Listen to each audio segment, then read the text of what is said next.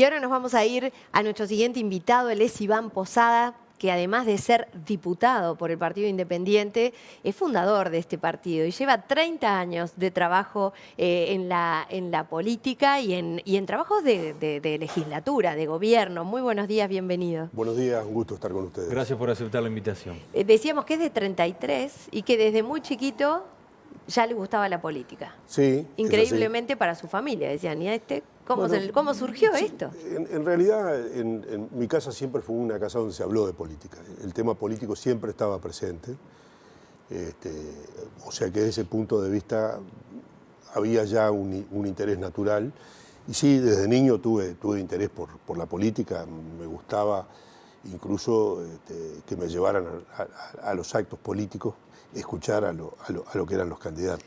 Y en toda esta trayectoria, que usted tiene una gran experiencia, empezó siendo edil, bueno, ha sido diputado durante muchos años, pero ahora ha decidido dar un paso al costado, que otras generaciones puedan tomar ese lugar, pero un costado de ser diputado, o sea, de lo que es el Parlamento, pero va a seguir trabajando en el Partido Independiente. ¿Por qué toma esta decisión de dar un paso al costado? Bueno, en primer lugar, son 30 años ininterrumpidos de diputación. Creo que las decisiones uno las debe tomar cuando está en plenitud, no esperar a realmente tener una caída desde el punto de vista de lo que deben ser los compromisos asumidos.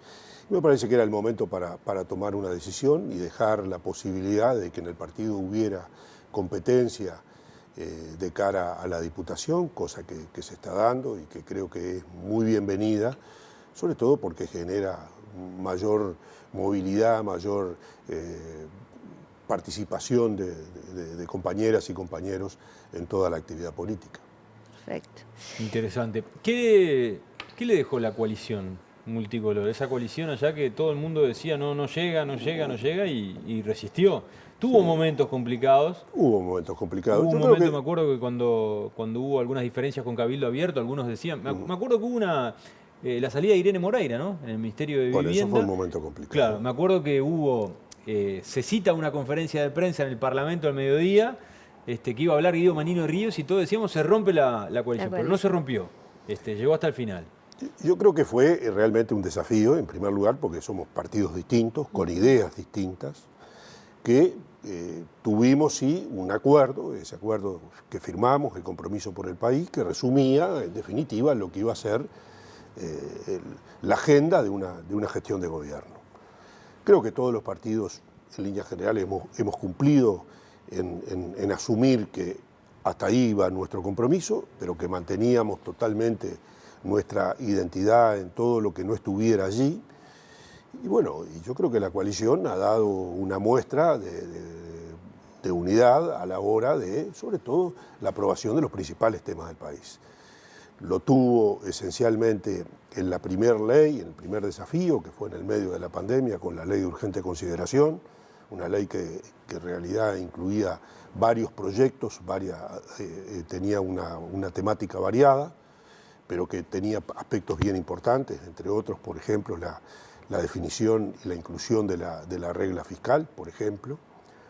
Y después, en los grandes temas de gobierno, yo creo que el gran desafío de este gobierno era llevar a buen puerto una reforma de las jubilaciones y pensiones, en virtud de las dificultades que había hacia adelante y el incremento que se esperaba hacia el año 2050, de un incremento de 2 puntos del Producto Interno Bruto para financiar las jubilaciones y pensiones, y creo que ese paso, que sin duda no dejo de decir que es el más trascendente de este periodo de gobierno, se cumplió y me parece que ese es un aspecto realmente muy destacable. Y en el funcionamiento, en el ámbito parlamentario, bueno, por supuesto, siempre hay divergencias, pero lo importante es que en los temas centrales se tuvo unidad de acción y eso me parece que es un aspecto que debiera ser destacado y es una forma también de presentarse en esta instancia electoral para tratar de reeditar este acuerdo entre todos los partidos políticos que conformamos la coalición. Sí, creo que a lo largo de estos años una de las cosas que se ha destacado del Partido Independiente es esa forma de fluir y de tratar de hacer fluir a la coalición, en particular el desempeño de Pablo Mieres en el Ministerio de Trabajo, ¿verdad? Habiendo habido tantos problemas en algunos ministerios, bueno, Pablo Mieres estuvo siempre ahí en momentos muy difíciles. También es el caso de Botero, ¿verdad? Desde un lugar bien distinto en políticas de género, que también fueron como aportes en donde no se trataba de confrontar, sino tratar de ir todos hacia el mismo lugar.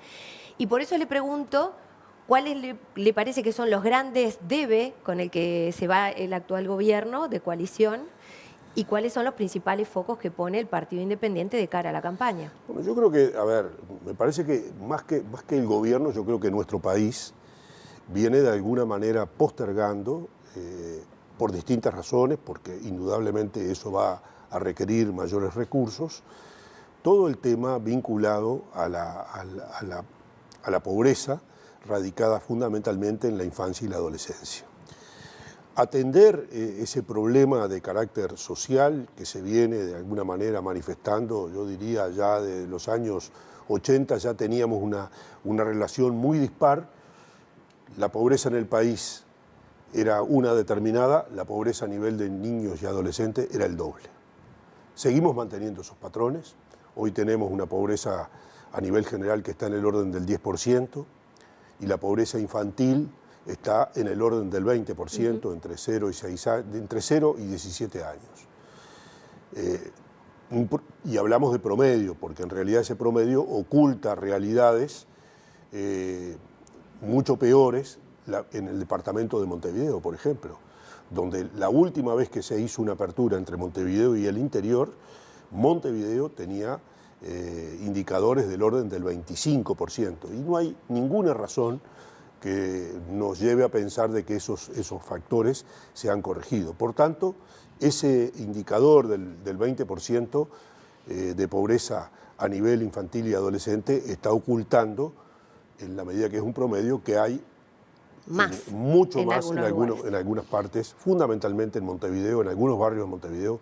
Nosotros pensamos que la pobreza está en ese orden, en el orden del 25%. ¿Y por qué se ha ido postergando atacar este problema? Y porque, bueno, yo creo que en realidad no ha habido una definitiva conciencia de que si queremos transformar la realidad de nuestro país, nosotros tenemos que darle, lo primero que tenemos que hacer es generar una sostenibilidad desde el punto de vista social.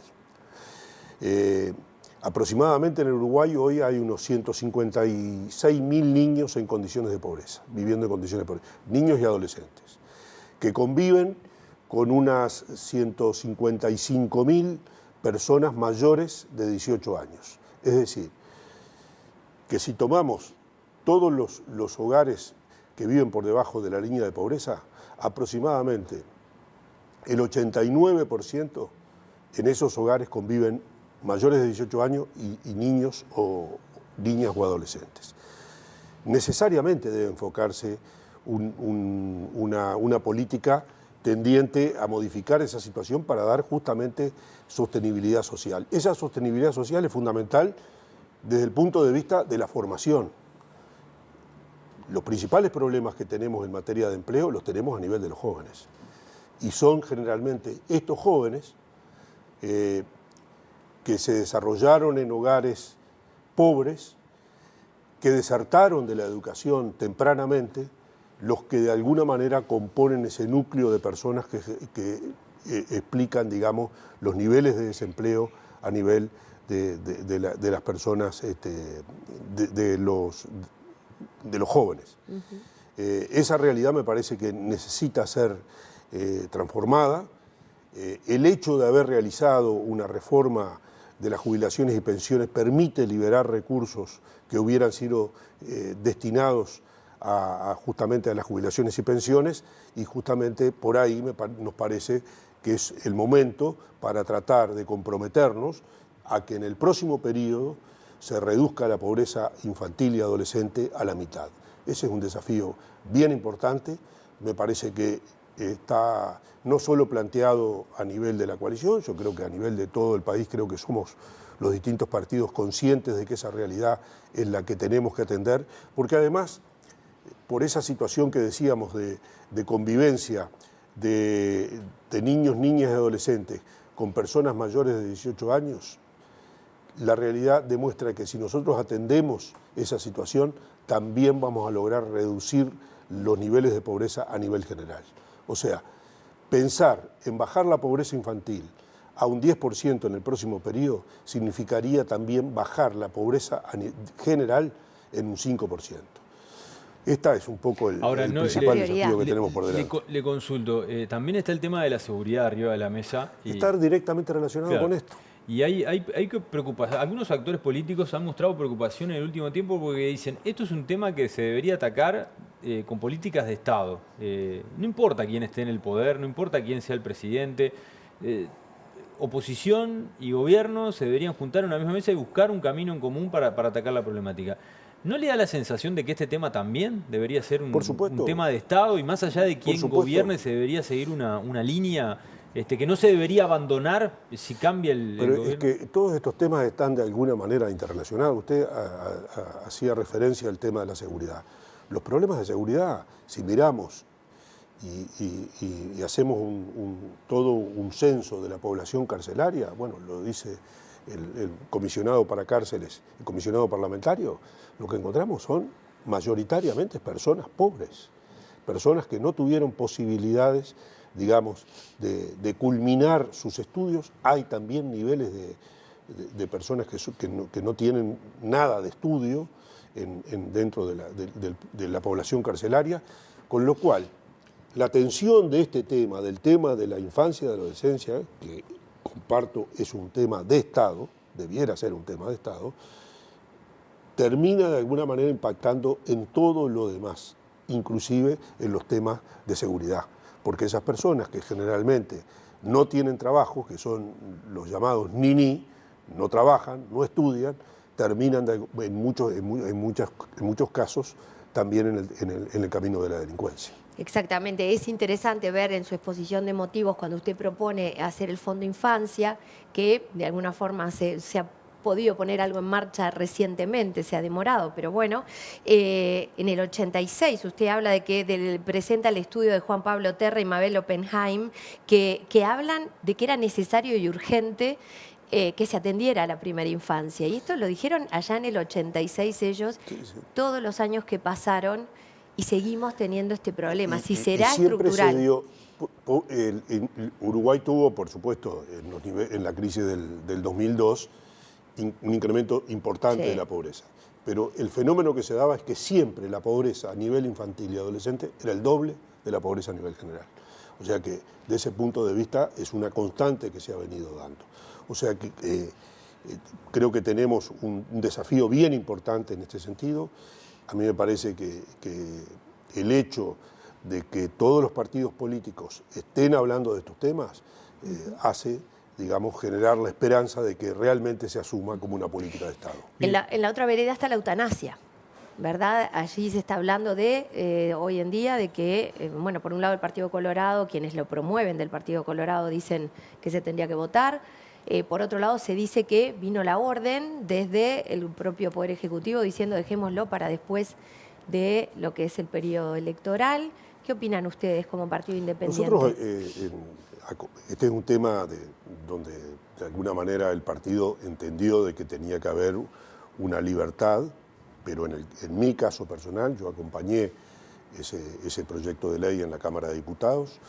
Creo que es parte de las libertades que debemos tener todas las personas, y ciertamente me parece que el camino debiera, en la medida que ya tiene media sanción, debiera ser puesto a discusión en la Cámara de Senadores.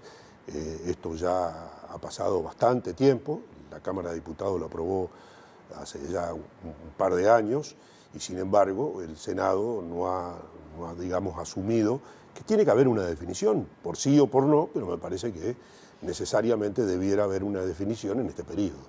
Bien, en el final le consulto, ¿el partido independiente es de izquierda, es de derecha, es de centro? Le pregunto esto porque estamos a nada de las Es un partido de centro-izquierda. Nosotros nos hemos definido siempre como un partido socialdemócrata, como un partido que cree que el Estado debe ser un Estado fuerte, un Estado que tiene una participación importante en los problemas del país, que es imposible pensar el desarrollo económico y social de nuestro país sin una participación del Estado.